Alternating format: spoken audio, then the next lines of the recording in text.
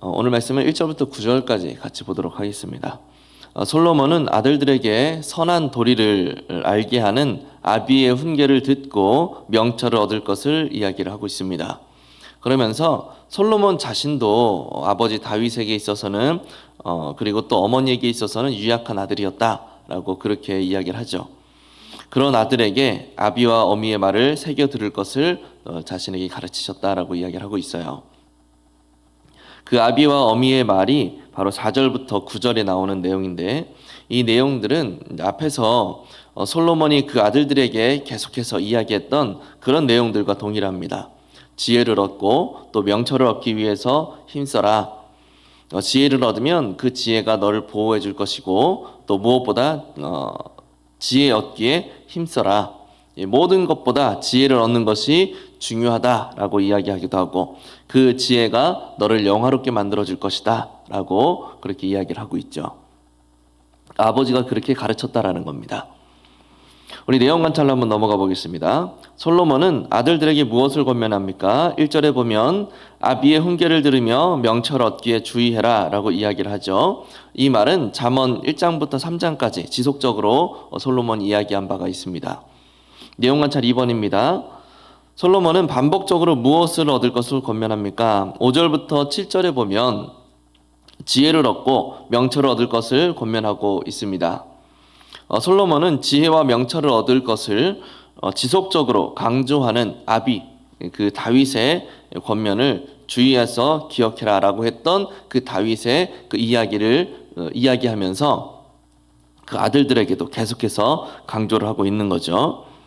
우리 영과 묵상으로 넘어갑니다. 솔로몬은 왜 지혜를 얻고 버리지 말라고 강조를 합니까? 지금 보면 잠언 1장부터 지금까지 그 4장까지 솔로몬은 같은 내용을 계속해서 반복하고 있어요. 아들들에게 자신의 권면을 반드시 기억해라, 나의 권면을, 아비의 권면을 계속 기억해라 라고 이야기하면서 지혜와 명철을 얻어야 되는 그 이유에 대해서 계속해서 반복하고 있는 겁니다. 그리고 그 지혜와 명철이 너를 영화롭게 하고 안전을 지켜줄 것이고 하나님께서 너와 함께 하도록 만들어줄 것이다 라고 이야기를 하고 있죠. 오늘 본문에서도 마찬가지입니다. 아버지를 통해서 받은 그 지혜와 명철이 행복과 안전한 삶을 보장해 줄 것이다 라고 이야기를 하고 있습니다. 내가 너희에게 알려준 이 권면이 너를 살게 할 거야 라고 이야기하죠. 솔로몬이 지혜에 대해서 이렇게 지속적으로 강조를 하는 이유는 지혜야말로 인생의 가장 고귀한 가치이고, 그리고 나의 인생을 지켜주고 보호해 줄 수 있는 가장 큰 도구가 되기 때문입니다. 자, 그런데 여기서 다른 각도로 좀 생각해 볼 수도 있을 것 같아요. 바로 솔로몬이 말한 3절과 4절의 내용 때문에 그렇습니다.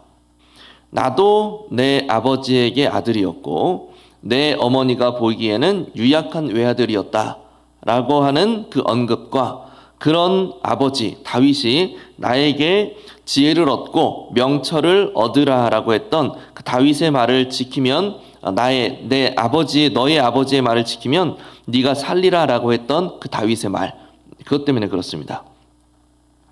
앞에서 이야기한 바와 같이 이 솔로몬이 1장에서부터 그 아들들에게 반복적으로 이야기하는 내용이 바로 그 내용이죠. 이 말을 솔로몬도 그 아버지에게서 들었다라는 거예요. 원래는 그 아버지에게서 먼저 내가 들었다라는 겁니다. 이걸 다시 말하면 솔로몬은 아버지 다윗에게 들은 그 명령과 권면을 잘 기억하고 있다가 그 권면을, 그 명령을 자신의 아들들에게 그대로 지금 전수해주고 있다라고 생각할 수가 있는 거죠. 그러면 연구와 묵상의 그 답변에 대해서 이렇게 우리가 생각해 볼 수도 있는 거예요. 솔로몬이 지혜를 얻고 버리지 말아라 라고 강조하는 이유는 그의 아버지 다윗에게서 들었기 때문이다 라고 생각해 볼 수도 있는 거죠. 솔로몬이 하나님으로부터 참 지혜를 얻고 살아와 보니 아버지 다윗에게서 들었던 그 권면이, 그 명령이 참이구나, 그게 진리구나 라는 사실을 깨달았다라는 겁니다. 그 삶을 통해서. 그래서 그 아들들에게 이 참된 진리를 가르치고 명령하고 전수해 줄 수밖에 없었다라는 거죠. 우리 느낀 점을 한번 넘어가 보겠습니다. 지혜의 중요성을 거듭 강조하는 솔로몬의 모습에서 무엇을 느끼십니까?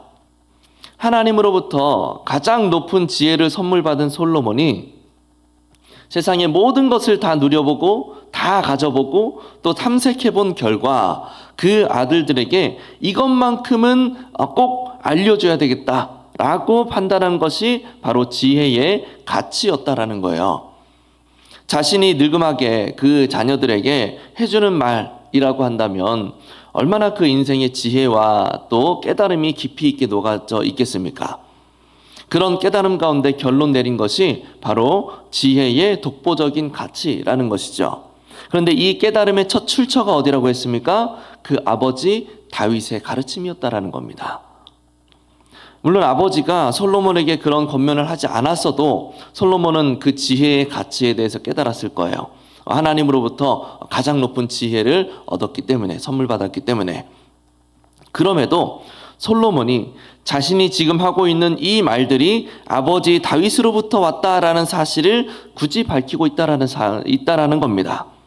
이것은 다시 말하면 우리가 얻을 수 있는 교훈이라고 한다면, 내가 아버지로부터 받은 지혜의 고귀한 가치, 그 지혜의 고귀한 가치에 대한 가르침을 지금 내가 너희에게 전해주는 것처럼 너희도 너희의 자녀들에게 나의 이 가르침을 그대로 전수해라 라는 의미가 내포되어 있다라는 거예요. 우리 적용으로 넘어가 보겠습니다. 질문을 살짝 바꿔볼게요. 나는 세상의 즐거움보다 하나님의 지혜가 담긴 말씀을 배워야 한다라는 사실을 자녀에게 가르치기 위해서 어떤 노력을 하고 있습니까?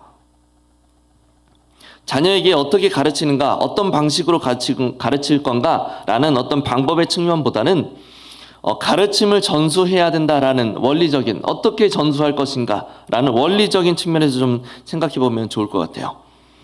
특별한 경우가 아니라면 자녀의 신앙은 부모의 신앙 수준을 넘어서지 못합니다. 우리 믿음의 부모들이 대부분 소망하는 것이라고 한다면 아마 내 자녀가 나보다 더 높은 신앙의 수준을 가지고 살았으면 좋겠다라는 소망이지 않을까 싶어요. 나보다 좀 더 하나님을 잘 섬기고 좀 더 하나님과 깊이 있게 관계를 맺어가고 하나님의 음성을 더 민첩하게 반응하고 이런 하나님과의 어떤 더 깊은 소통과 관계, 이런 것들이 나보다 자녀에게 더 많았으면 좋겠다라고 하는 그런 소망이죠.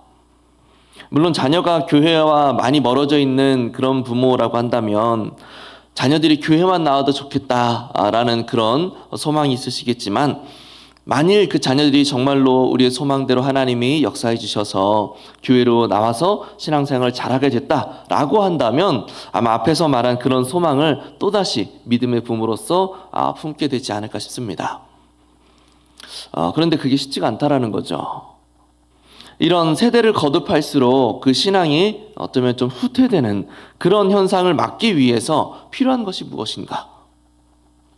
중요한 것 중 하나가 바로 내가 윗세대에게 전수받은 그 신앙의 가르침들을 나의 가슴 속에 확실하게 각인시키는 거예요.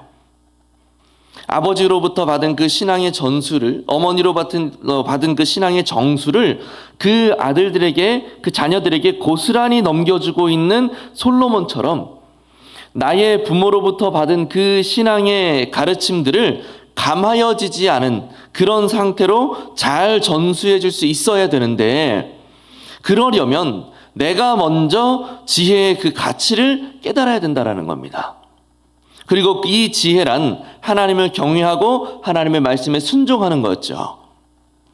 하나님을 경외하며 사는 자들의 삶을 하나님께서 어떻게 영화롭게 만드시는지를 우리가 경험해야 된다는 거예요. 내가 하나님의 말씀에 순종하는 자를 하나님이 어떻게 보호하시는지를 삶 가운데서 철저하게 내가 체험해야 된다는 겁니다. 회사에 입사해서 첫 회식을 하는데 내가 신앙을 타협할 수 없어서 술을 거절했습니다. 그랬더니 상사가 그 후로 더 이상 나에게 술을 권하지 않았고, 그리고 다른 부하 직원들에게도 이 신입사원에게는 술을 권하지 말아라 라고 배려해 주었습니다 라고 하는 이런 체험의 이야기들 우리가 종종 듣죠. 하나님을 경외함으로 결단했던 그 일들이 나를 영화롭게 만들고 나의 마음과 신앙을 지켜주었다라는 사례들이 우리 주변에 얼마든지 있다라는 거예요. 그런 경험들을 나도 동일하게 체험하고 경험해야 된다라는 거죠. 그래서 하나님을 경외하는 것, 하나님의 말씀에 순종하는 것, 곧 지혜를 얻는 이 일이 우리에게 얼마나 큰 가치를 지니는가를 확신하게 되고, 이 나의 확신을 통하여 자녀들에게, 믿음의 후손들에게 너희는 지혜를 얻는데 무엇보다도 힘을 써라 라고 말할 수 있어야 된다라는 겁니다. 이것이 바로 우리의 신앙이 잘 전수되는 원리인 거죠. 그러면 우리는 이것을 위해서 무엇을 결단할 수 있겠습니까? 신앙이 잘 전수되는 원리가 이렇기 때문에 나의 신앙이 잘 전수될 수 있도록 하기 위해서는 무엇보다도 내 삶에 있어서 하나님을 경외함으로 결코 나의 신앙의 타협을 허용하지 않겠다라고 하는 결단이 필요한 겁니다. 하나님을 경외함으로 결코 신앙의 타협을 허용하지 않겠다. 물질로 인하여 흔들리던 마음을 나의 필요를 공급하시는 하나님을 향한 신앙으로 다시 굳건하게 다잡는 거예요. 관계의 어려움으로 인하여서 미움과 질투의 감정적 어려움을 겪고 있다면 나의 감정 그대로를 내가 허용할 것이 아니라 오히려 상대를 위하여 기도함으로 선으로 악을 이겨라 라고 하는 말씀에 순종해보고자 애써보는 겁니다. 그렇게 내가 순종했더니 하나님이 내 마음을 얼마나 시원케 해주시고 평안케 해주시는지를 우리가 경험해야 된다는 거죠. 그렇게 신앙을 다잡고 말씀으로 살아보고자 애쓰는 자들에게 하나님이 베푸시는 은혜와 은총의 그 사례들이, 그 경험들이 쌓이면 쌓일수록 후손들에게 지혜의 가치에 대하여 이야기하는 우리의 그 말에 영적인 설득력들이 더해지게 되는 겁니다. 우리가 이 시간에 다시 한번 하나님을 경외함으로 결코 신앙의 타협을 허용하지 않겠다라고 우리가 강하게 다시 한번 결단했으면 좋겠고요.